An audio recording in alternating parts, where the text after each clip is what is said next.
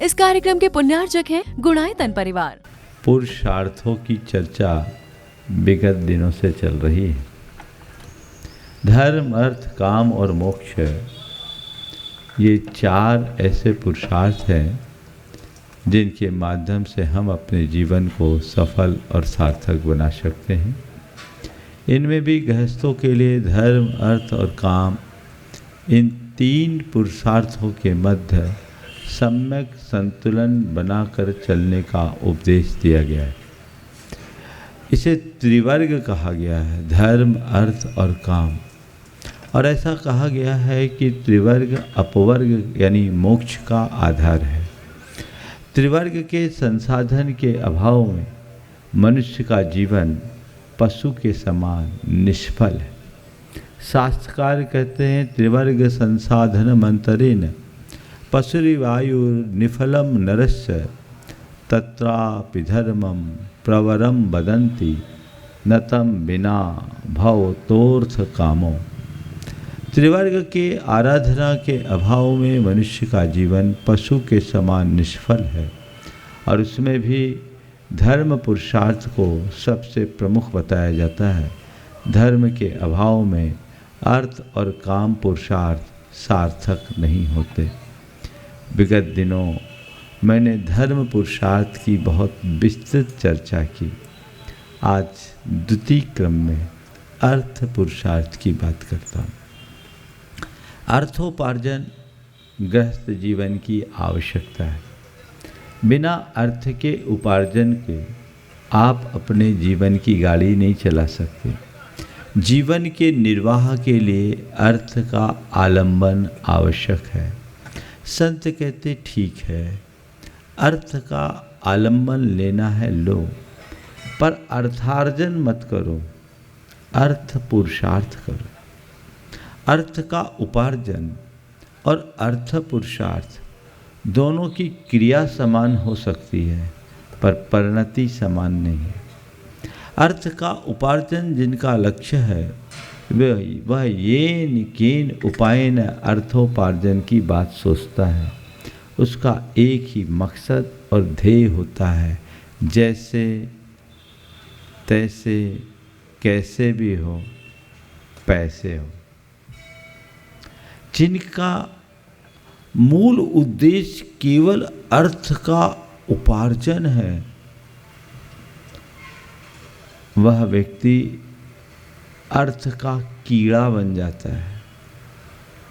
और जिनके लिए पैसा सब कुछ नहीं है, जो परमार्थ को लक्ष्य रखकर अर्थ का अर्जन करता है, उसका अर्थोपार्जन अर्थ पुरुषार्थ बन जाता है। अर्थ पुरुषार्थ करने का मतलब अर्थ के उपार्जन में अनर्थ से बचते हुए चलना। संत कहते तुम अर्थ का अर्जन करो, पर अनर्थ से बचकर। यदि हमने इतना ध्यान रख लिया तो तय मान करके चलना, हमारा जीवन पूरी तरह शुद्ध बन गया, निर्मल बन गया। तो अर्थोपार्जन के क्रम में इन बातों का ख्याल रखना निहायत जरूरी है। जब तक हम इस तरफ अपनी दृष्टि नहीं रखते, तब तक हम अपने जीवन की दिशा और दशा को नहीं बदलते।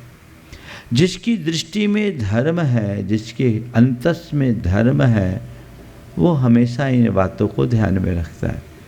हम लोग धर्म का अर्थ केवल धार्मिक क्रियाओं को मानते हैं, ये ठीक नहीं है।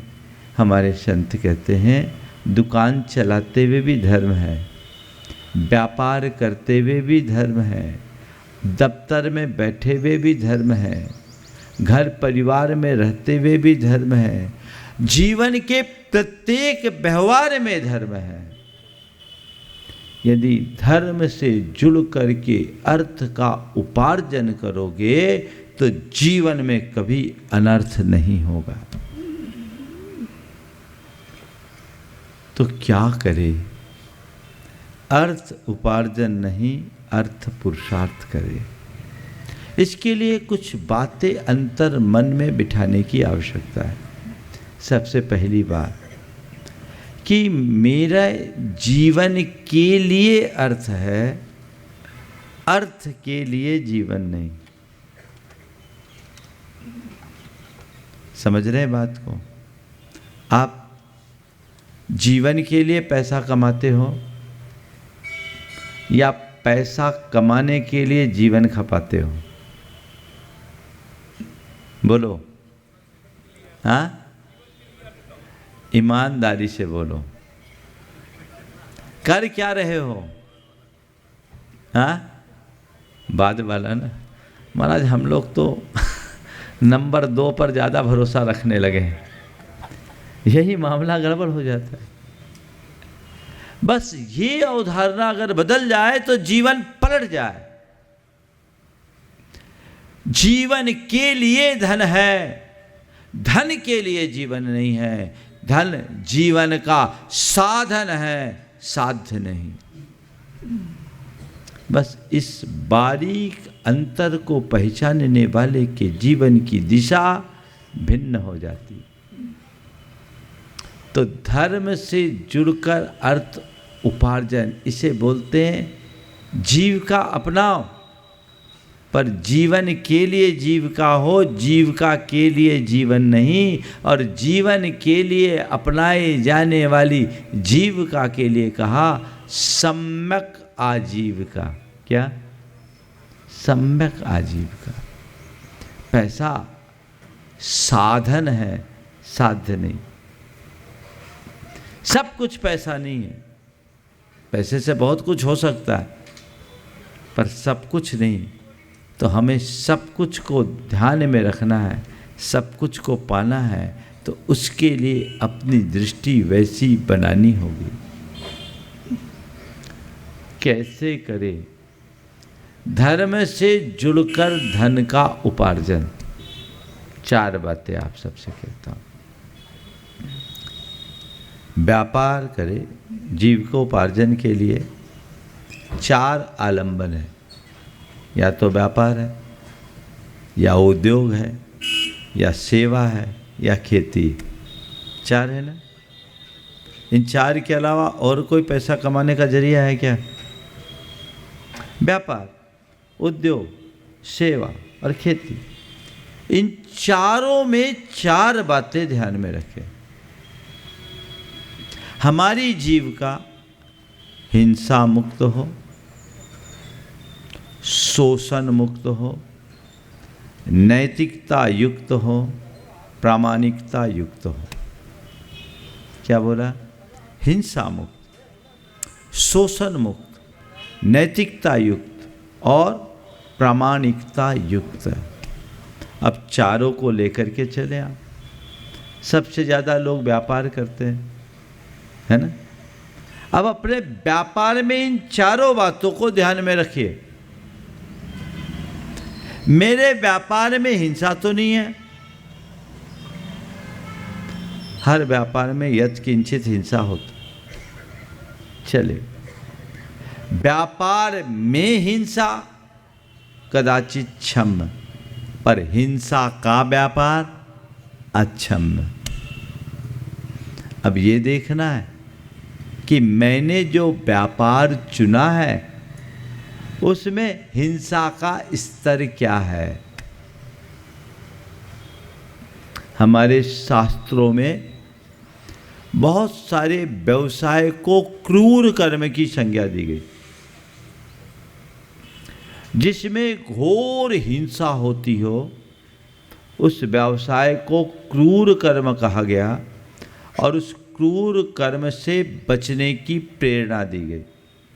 ये तक लिखा गया कि ये क्रूर कर्म नरक का कारण है। 2 चीज़ों से बचना चाहिए, एक क्रूर कर्म, एक कूट कर्म। अभी आगे बताऊंगा। क्या? क्रूर कर्म जिसमें हिंसा हो, और कूट कर्म जिसमें अनीति हो। क्रूर कर्म का कुफल नरक है, और कूट कर्म माया है, उसका फल तिर्यंच है।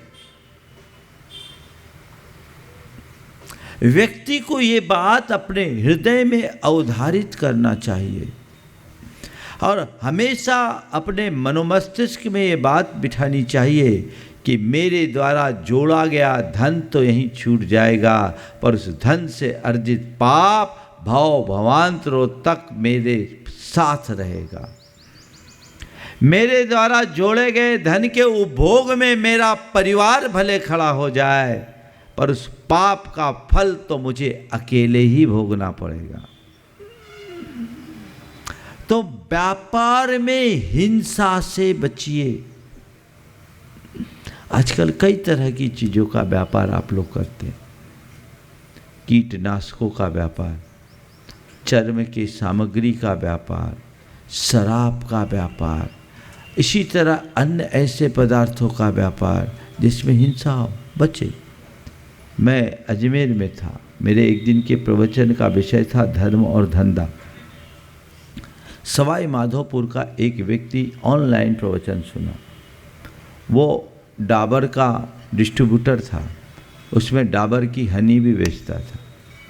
उसे मेरी एक बात जम गई कि रूखी रोटी खाना पसंद कर लेना, पर हिंसा के मूल्य पर घी चुपड़ी रोटी कभी मत खाना। उसको बात बैठ गई। उसने तत्काल निर्णय लिया कि मुझे ये एजेंसी छोड़ना। छोड़ दिया। लोगों ने सलाह दी, इतनी बड़ी एजेंसी जिसके लिए लोग तरसते, तुम छोड़ रहे? बोले नहीं, मैं भूखे मर जाऊंगा लेकिन पाप की कमाई नहीं खाऊंगा। गुरुवर ने जो उपदेश दिया है मैं उसे आत्मसात करूंगा। उसने बंद किया और उसके बाद दूसरा व्यवसाय किया। हमेशा मेरे पास आता, अभी भी सुन रहा होगा। वो कहता है, महाराज जी पहले से कई गुना आगे बढ़ गए, आपकी बड़ी कृपा हो गई, मैं पाप से भी बच गया और आपका आशीर्वाद फला कि आज मैं पहले से ज़्यादा सशक्त हुआ। अगर आपके मन में बात बैठती है तो परिवर्तन एक पल में होता है। अंदर संवेदना तो होनी चाहिए, मैं क्या कर रहा हूँ इसका तो ध्यान रखो। व्यापार में हिंसा कतई नहीं होनी चाहिए। कई लोग व्यापार करते हैं, दुकान खोल करके चलना तो ठीक है, सप्लाई का भी व्यापार होता है। बड़े बड़े कॉन्ट्रैक्ट लेते हैं, उसमें ऐसे पदार्थों की सप्लाई करते हैं, कतई नहीं होना चाहिए। एक बड़े कॉन्ट्रैक्टर सप्लायर थे, उनको मिलिट्री में भोजन की सामग्री सप्लाई करने का कॉन्ट्रैक्ट मिला, बड़ा कॉन्ट्रैक्ट था। जब उनकी धर्मपत्नी को पता चला कि यहाँ तो नॉनवेज भी सप्लाई करना पड़ेगा, उसने अपने पति को बोला, आप ये क्या कर रहे हैं? बोले, हमें क्या करना, हमें तो किसी को पेटी कॉन्ट्रैक्ट दे देना, वो करता रहेगा, हम तो अच्छी चीज़ें करेंगे। धर्मपत्नी ने उपवास कर लिया। बोले, जब तक ये कॉन्ट्रैक्ट कैंसिल नहीं होगा मैं भोजन नहीं करूँगी। 3 दिन तक वो निराहार रही। बोले, हमारे पास पर्याप्त है, हम कम कमा करके कम खा करके संतुष्ट हो जाएंगे, लेकिन ऐसी पाप की कमाई हम अपने घर में नहीं आने देंगे। पत्नी ने दृढ़तापूर्वक 3 दिन उपवास किया। पति अपनी पत्नी को भी बहुत चाहता था और ये समझता था कि पत्नी जो बोल रही है सही बोल रही। उसने कान पकड़े और अपना कॉन्ट्रैक्ट कैंसिल किया। ये दृष्टिकोण, ये अर्था पुरुषार्थ है। व्यापार करिए। क्या व्यापार कर रहे? आप होटल का व्यापार कर रहे, 5 स्टार होटल खोले हुए, वहाँ शराब भी परोसी जा रही है और मांस भी परोसा जा रहा है। जैनी का है, शुद्ध शाकाहारी, 5 स्टार होटल है, मान्यता उसको 5 स्टार की, अपने से जुड़े हुए। क्यों नहीं हो सकता? सोच वैसी बनाइएगा तो सब कुछ हो जाएगा, और नहीं तो सब खो जाएगा। तो व्यापार में हिंसा से बचना है। अब मुझे कहने की ज़रूरत नहीं है, आप सब जानते हैं कि मेरा व्यापार कैसा है। पैसा प्राथमिकता होगी तो तुम्हें कोई फर्क नहीं होगा, और परमार्थ तुम्हारे सामने होगा तो तुम एक पल में निर्णय लोगे। व्यापार के अलावा उद्योग, ऐसे उद्योग भी मत खोलिए जिसमें बहुत ज़्यादा हिंसा हो, उससे बचिए। तीसरा है सर्विस। आप कहाँ सर्विस कर रहे हैं? और सर्विस में मैं नौकरी को भी मानता हूँ और सर्विस सेक्टर से जुड़े लोगों को भी मानता हूँ, जो एक प्रकार का व्यवसाय है। आप अपनी सर्विस दे रहे, जितनी भी कंसल्टेंसी का बिजनेस है। आज बच्चे पढ़ाई करते हैं, क्या कर रहे हैं? होटल मैनेजमेंट सर कोर्स कर रहे। किसका? Hotel management. वो कोर्स करके क्या करेगा? किसी 3 स्टार 5 स्टार होटल में नौकरी करेगा, वहाँ का मैनेजमेंट संभालेगा और उसके सारे पाप का अनुमोदक बनेगा, पाप का संचालक होगा। एक बार एक बहन जी अपने बेटे को लेकर आई, बोले महाराज जी इसको समझाइए। बोले क्यों? बोले ये कह रहा मुझे होटल मैनेजमेंट का कोर्स करना है, जिद पकड़ रहा है। मैं नहीं चाहती कि होटल मैनेजमेंट का कोर्स करे, क्योंकि फिर इसके पास और कोई ऑप्शन नहीं होगा और उसमें हिंसा हो। मैंने जब उस बच्चे को समझाया कि देख, जो कुछ भी होगा, तू अगर किसी होटल का मैनेजर होगा तो सारा पाप तेरे सिर पर जाएगा। तू क्या सोच रहा है? बोले महाराज जी हमने तो ऐसा कभी सोचा ही नहीं, मेरे सारे दोस्तों ने कहा कि इसमें बड़ा स्कोप है, मैं लग गया। बोले ऐसा काम करने की ज़रूरत नहीं है, बचिए। सर्विस सेक्टर में जो आप लोग काम करते, कंसल्टेंसी देते, एक चार्टर्ड अकाउंटेंट है, किसी पोल्ट्री फार्म की ऑडिट कर रहा है, किसी जूते की कंपनी की ऑडिट कर रहा है, किसी शराब की कंपनी की ऑडिट कर रहा है, किसी और इस तरह के हिंसा के कर्म करने वाले की ऑडिट कर रहा है, यानी उसके सारे पापों पर अपनी मुहर लगा रहा है। कह रही है मेरा बेटा चार्टर्ड अकाउंटेंट है, अच्छी कंपनी चला रहा, कर क्या रहा है? मेरे संपर्क में एक सीए है बिहार का, गया का, वो एक बहुत अच्छी फर्म, उसकी एक कंपनी का काम करता था, बहुत सालों से काम करता था। उस कंपनी ने पोल्ट्री फार्म खोल लिया। उसने कहा मैं अब इस कंपनी में काम नहीं करूँगा। कंपनी वाले ने कहा कि इस कंपनी को छोड़ करके बाकी काम करना। बोला नहीं, जिस कंपनी के ग्रुप में पोल्ट्री फार्म चलती हो उसका पैसा मुझे नहीं चाहिए, मैं आपका काम नहीं करूँगा। रिफ्यूज किया। बहुत अच्छी कंपनी जिससे मोटी कमाई होती थी, उसने कहा मुझे कमाई ध्येय नहीं है, मेरा परमार्थ मेरे सामने है। उसने उसका काम बंद किया और बोला महाराज जी आप लोग कहते हैं जब तक पुण्य है अनुकूल संयोग बनेंगे, महाराज जी मैं पहले से और ज़्यादा अच्छा काम कर रहा हूँ। अच्छा काम है, नाम भी ले सकता हूँ, उसका नाम है संजीव जैन, गया का। तो ये सोच कितने लोगों में होती है।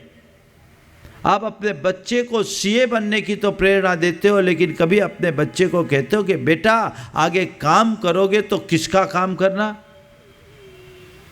आंख मूंद लेते हो, इधर ध्यान ही नहीं, क्योंकि तुम्हें केवल पैसा दिखता है, बाकी चीजें गौण हो जाती। अब सॉफ्टवेयर का ट्रेंड चला है, आपने एक सॉफ्टवेयर कंपनी खोल दी, आप सॉफ्टवेयर बना रहे हैं, किसके लिए? अगर एक ऐसा सॉफ्टवेयर आपने बनाया और उस सॉफ्टवेयर कंपनी को किसी हिंसा की कंपनी ने ऑपरेट किया, उसके द्वारा होने वाली सारी हिंसा की भागीदारी उस व्यक्ति पर जाएगा जिस कंपनी ने इस सॉफ्टवेयर को उसे दिया है।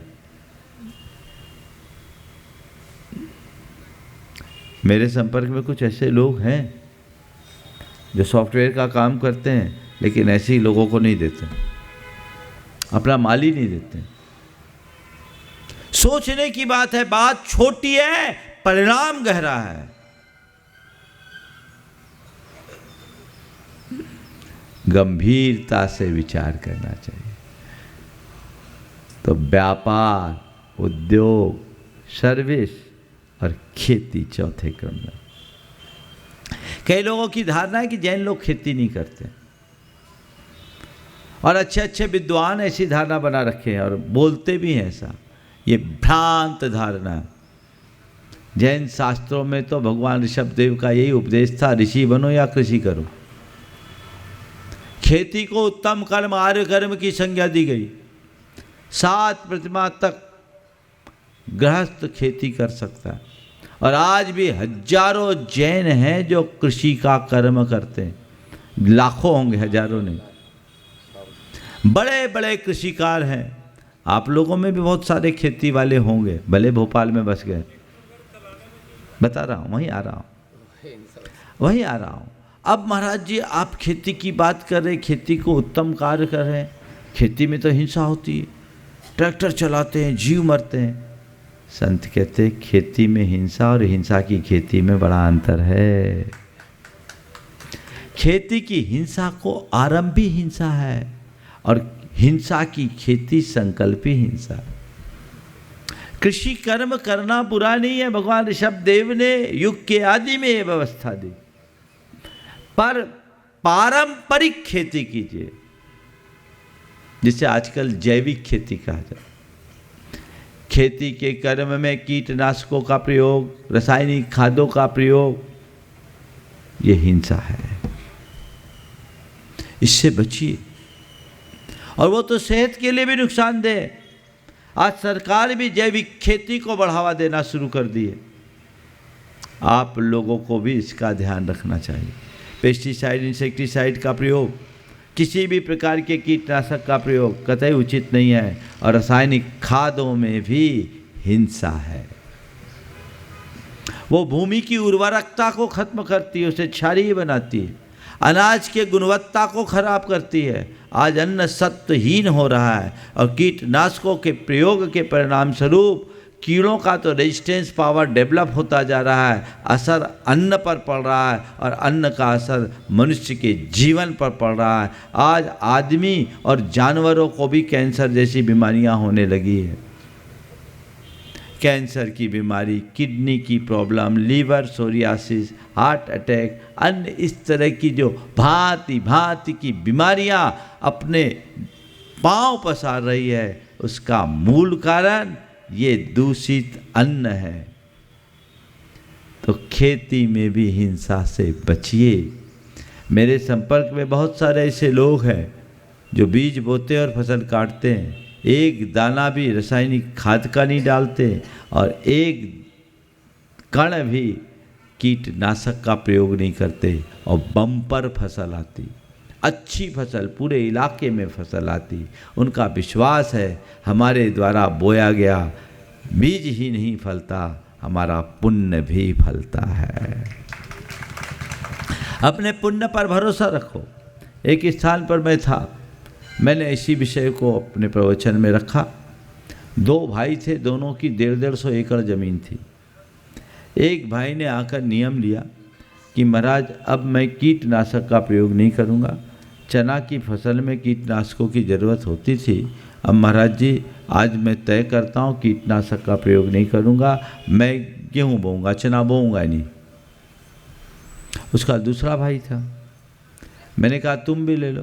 बोला महाराज हम नहीं ले सका, 3 मौड़ियाँ हैं, ब्याहने हैं, 3 बेटियों का विवाह करना है, हम नहीं कर सकते। हमने कहा देख लो भाई, सोच लो।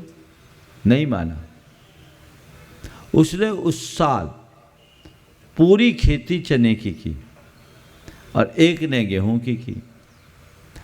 और चने की खेती में इतना ज़्यादा इल्लियों का प्रकोप आया कि कीटनाशकों का प्रयोग करने के बाद भी बीज भी नहीं लौट पाया, सब फसल चौपट। 1996 की बात बोल रहा हूँ मैं, बहुत भयंकर प्रकोप था। और दूसरे ने गेहूं बोया, उसका एवरेज 14-15 गुना आता था, उस साल 20 गुनी फसल आई। बाद में उसने आकर कहा महाराज आपकी बात हमने पहले मान ली होती तो इतना बड़ा नुकसान नहीं होता और पाप से भी बच जाते। हमने कहा चलो जब जागो तभी सवेरा, अभी नियम ले लो। नियम ले लिया और तब से अब तक वह पूरी तरह निर्वध खेती कर रहा है। आप लोगों को भी इस पर ध्यान देना चाहिए। न ऐसी फसल उगाइए और न ही ऐसे खाद्य पदार्थ का उपभोग कीजिए। आप सबसे भी मैं कहता हूँ, बाज़ार में जो चीज़ें आप लाते हो वो सब जहरीली है, इनके सेवन से बचिए। आप ऑर्गेनिक चीज़ों का ही प्रयोग कीजिए। जैविक साग सब्जियाँ, जैविक अनाज मसाले, सारी खाद्य सामग्री आप लोग जैविक लीजिए, शुद्ध खाइए। अपने घर के बजट में अपने खर्च का आधा हिस्सा खाने में लगा दीजिए, आपको दवा खाने की ज़रूरत नहीं पड़ेगी। साधु संतों को भी ऐसी शुद्ध आहार दीजिए। जहर क्यों देते, जहर क्यों खाते, इससे बचिए। और घर में लोगों को किचन गार्डन बनाना चाहिए। घर की छत में आप बना सकते हैं। 400 स्क्वायर फुट की जगह आपके पास हो और आप थोड़ा समय देने को राजी हो तो अपने घर की ज़रूरत की सारी साग सब्जियां आप शुद्ध उगा करके खा सकते हैं। करें, ये प्रयोग करना चाहिए। इससे लोगों को आगे बढ़ाना चाहिए, प्रेरणा लेनी चाहिए। नहीं तो परिणाम सब भुगत रहे हैं। जवान जवान लोगों की जिंदगी खराब हो रही है। फिर हाँ हाँ बहुत सुंदर। इन्होंने कहा मैंने खोला नहीं था, अब खोल देता हूँ। महाराज जी ऐसे विभाग में नौकरी करना है, मत्स्य पालन है या और इस तरह की है, तो उसमें हम क्या करें? मैं तो ये कहता हूँ नौकरी छोड़ दो। हाँ, पाप का भागी मत बनो। तुम्हारे साइंस से इस तरह के काम होंगे, पाप से तो तुम नहीं बचोगे, पाप के भागीदार होगे। ऐसी नौकरी नहीं करना, लात मारो ऐसी नौकरी को। और एक बात गांठ में बांध लो, जब तक तुम्हारे खाते में पुण्य है ना, जहाँ खड़े होगे वहाँ पैसा आ जाएगा। अब पाप का उदय होगा तो गांठ का पैसा कहाँ चला जाएगा पता नहीं चलेगा। तत्व के श्रद्धानी बनोगे तभी धर्म की आराधना कर सकोगे। समझ गए? तो नौकरी, व्यापार, उद्योग, सर्विस और खेती, चारों को हिंसा से मुक्त रखो, चारों को शोषण से मुक्त रखो। किसी प्रकार का शोषण ना हो। एक बार मुझसे किसी ने कहा, महाराज जी जैनियों में, इस्लाम में सूदखोरी को गुनाह माना जाता है और जैन धर्म अहिंसा प्रधान धर्म है, फिर भी जैनियों में ब्याज का धंधा बहुत किया जाता है। महाराज आप इसमें क्या कहेंगे? मैंने कहा दो दृष्टियाँ, एक शोषण और दूसरे सहयोग की। जहाँ तक शोषण की बात है, जैन धर्म में हर उस धंधे को पाप बताया है जिसमें किसी भी प्रकार का शोषण है। लेकिन ब्याज के काम को यदि मान्यता दी गई है तो इसमें सहयोग की भावना भी अंतर्निहित है। कैसे? किसी ज़रूरतमंद को ज़रूरत पड़ी, आपने उसको काम चलाने के लिए रुपया दे दिया, उसका काम चल गया, रिटर्न में उसने आपको थोड़ा बहुत इंटरेस्ट दे दिया, तो ये एक प्रकार का सहयोग हो गया। लेकिन ये सहयोग कब शोषण बन जाए पता नहीं। जब आप मानकों के विरुद्ध ब्याज दर वसूलते हो तो वो शोषण बन जाता है। अपना पैसा वापस लेने के लिए सामने वाले का घर मकान बिकवाते हो तो वह भी शोषण बन जाता है। इससे बचना चाहिए। और ब्याज के धंधे को बहुत अच्छा धंधा नहीं माना गया। हमने बचपन में एक कहावत सुनी है, सूदखोर की तीसरी पीढ़ी कंगाल होती है, और सुनी ही नहीं देखी भी है। हमें इससे बचना चाहिए। मैं एक ऐसे परिवार को जानता हूँ जिनके पिता ब्याज बट्टे का बड़ा काम करते थे, दबंग थे, और ब्याज भी अच्छा, माने 4%, 5%, 10% जैसा आदमी आ जाए उससे, बिना लिखा पढ़ी के। वो एक गांव में रहते थे, उस गांव का पशु बाजार उनके दम पे चलता था, और बिना लिखा पढ़ी के दे दे उनके पास। उस व्यक्ति की दबंगी ऐसी थी, प्रभाव ऐसा था कि रुपया भी आ जाता। लेकिन वो आदमी बेमौत मरा, अल्प उम्र में मरा। मरने के बाद जिसके पास जो पैसा था सब वही खा गया, कोई हिसाब किताब तो था नहीं।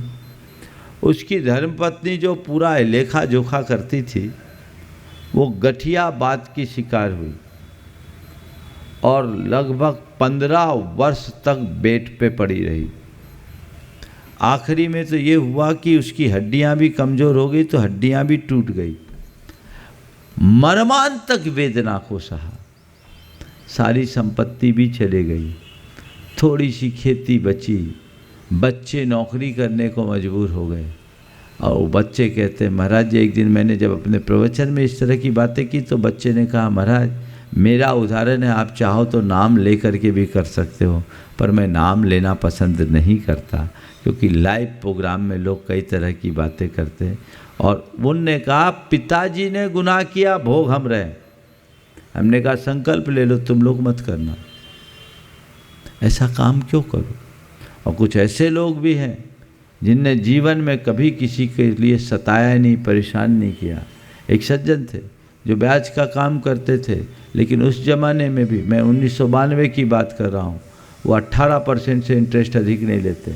और एक दिन मैंने पूछा तो उनने कहा, महाराज मेरे पास रुपया रखा है सो देता हूँ, लेकिन आज तक देने के बाद किसी के पास मांगने नहीं जाता। और महाराज आप लोगों का आशीर्वाद कुछ ऐसा है, जो मुझसे रुपया लेके जाता है वो फलता फूलता है और खुद लौटाने आता है। ये दृष्टिकोण। तो ब्याज के धंधे को बहुत अच्छा धंधा नहीं समझना, और यदि ब्याज का काम करो तो तभी करो जब तुम्हारे पास सरप्लस पैसा हो और इतनी उदारता हो कि सामने वाला देने की स्थिति में न हो तो हम मांगने न जाएं। ये ब्याज देने वालों की बात कर रहा हूँ। लेने वाले के लिए मैं कहूँगा, ज़िंदगी में कभी लेना मत, कर्ज कभी किसी का लेना नहीं, और कर्ज लिया तो देना, उसे अपना फर्ज मानना और पूरे ब्याज समेत पैसा चुकाने की कोशिश करना। जब तक ऐसा नहीं करोगे तब तक नहीं होगा। और आज के समय में तो आपको मैं सलाह देता हूँ, अनसिक्योर्ड इन्वेस्टमेंट कभी करना ही मत, किसी को पैसा देना ही मत। पैसा देना मतलब अपना पैसा दे के भिखारी बनना। और एक बात और बताऊँ, जो ब्याज ज़्यादा ब्याज देना, उसको पैसा देना ही नहीं। वो वही व्यक्ति है जो ओवर एस्टिमेट धंधा कर रहा है। ओवर एस्टिमेट काम करने वाला डूबता जहाज है, खुद डूबेगा, तुम्हें डुबाएगा।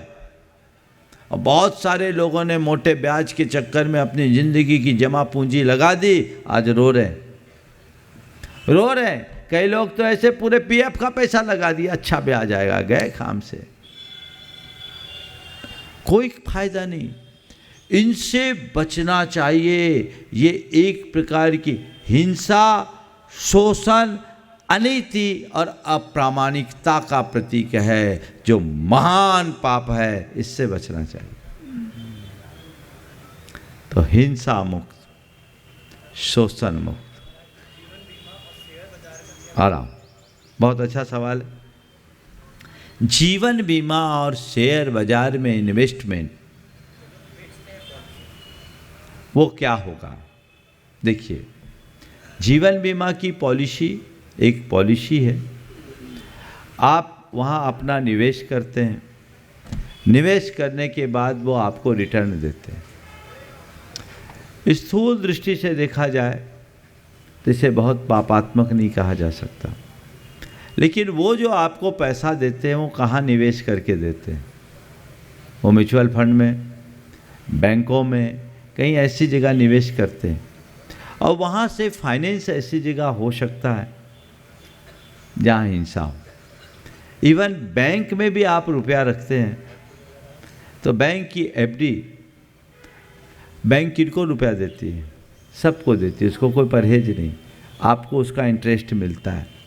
मैं बैंकों में भी रुपया रखना पसंद नहीं करता, लेकिन दुर्भाग्य है हमारे पास कोई ऐसी व्यवस्था नहीं। आज मंदिरों का रुपया भी बैंकों में ही सुरक्षित है। देखा जाए तो भगवान का अभिषेक भी शुद्ध पैसे से नहीं होता। लेकिन चलिए, सत्यानुष्ठान है, इसको हम जितना बचा सके बचाएं, अन्यथा आपके पास कोई रास्ता नहीं है। अब रहा सवाल शेयर बाजार का। शेयर बाजार में इन्वेस्टमेंट एक सीमा तक सही है और दूसरी सीमा में गलत। शेयर बाजार में अगर आप इन्वेस्टमेंट करना चाहते हैं तो तभी करें जब आपके पास पैसा सरप्लस हो। इसे इन्वेस्टमेंट मांगे, ट्रेडिंग नहीं करें, ट्रेडिंग में कोई सफल नहीं होता। खैर ये आपका विषय। लेकिन इन्वेस्टमेंट करने से पहले देखें कि हम कहाँ इन्वेस्ट कर रहे हैं। आपका जिस कंपनी में इन्वेस्टमेंट कर रहे हैं उसका प्रोडक्ट क्या है, वो कंपनी करती क्या है। आप अगर किसी शराब की कंपनी में इन्वेस्ट करते हैं, आप किसी जूते की कंपनी में इन्वेस्ट करते हैं, आप किसी पोल्ट्री फार्म की कंपनी में इन्वेस्ट करते हैं, आप किसी होटल चलाने वाली कंपनी में इन्वेस्टमेंट करते हैं, तो आपका इन्वेस्टमेंट कहाँ हो रहा है? पाप उत्पादक कंपनी में। तो आप शुद्ध पाप के भागी बनोगे। आप ऐसी जगह इन्वेस्टमेंट कीजिए जो कंपनी, बहुत सारे सेक्टर है, मैं नहीं बताऊंगा, आप लोग खुद छानबीन करो, जिसमें किसी भी प्रकार की हिंसा, प्रत्यक्ष हिंसा ना हो, और वहाँ इन्वेस्टमेंट कीजिए, पर उसमें फ्यूचर फाटका नहीं होना चाहिए। ये सट्टा हो गया, समझ गए?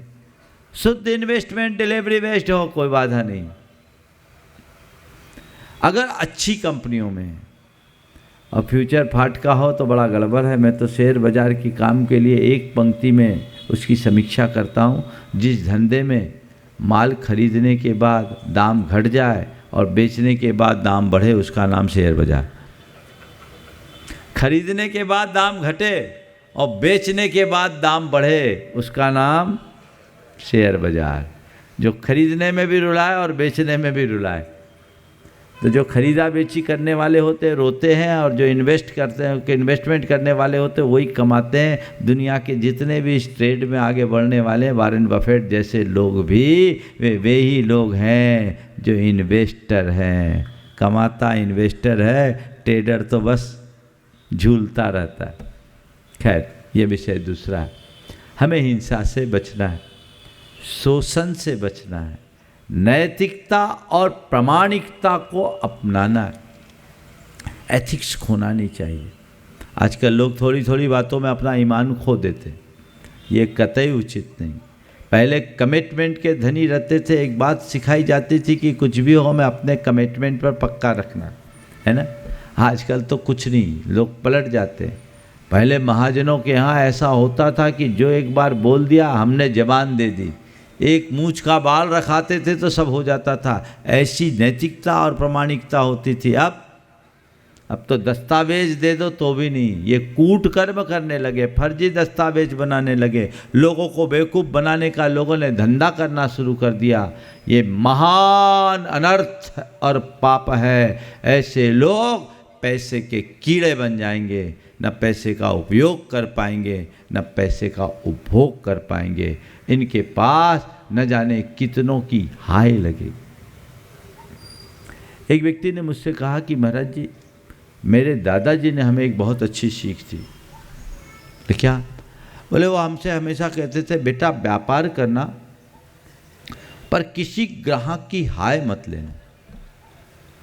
बोले क्या? बोले वो कहते थे कि कोई भी ग्राहक आए उसके साथ ऐसा बिहेव करो कि वो खुश होकर के जाए, उससे लगे कि ये बहुत अच्छा व्यापारी है। किसी ग्राहक के मन में ये ना आए ये लूटने वाला है। बोला बेटा बरकत तभी होगी। और बोला महाराज जी, हमने इसी बात को अपने जीवन का आदर्श बनाया। आज हमारी पूरे इलाके में रेपुटेशन है, और ऐसा कोई दिन नहीं होता जिस दिन मेरी गली में दुकान है, पर ऐसा कोई दिन नहीं होता जिस दिन मुझे आखिरी में कहना पड़ता, भैया आप कल आना, बहुत हो गया। इस कार्यक्रम के पुण्यार्जक थे गुणायतन परिवार।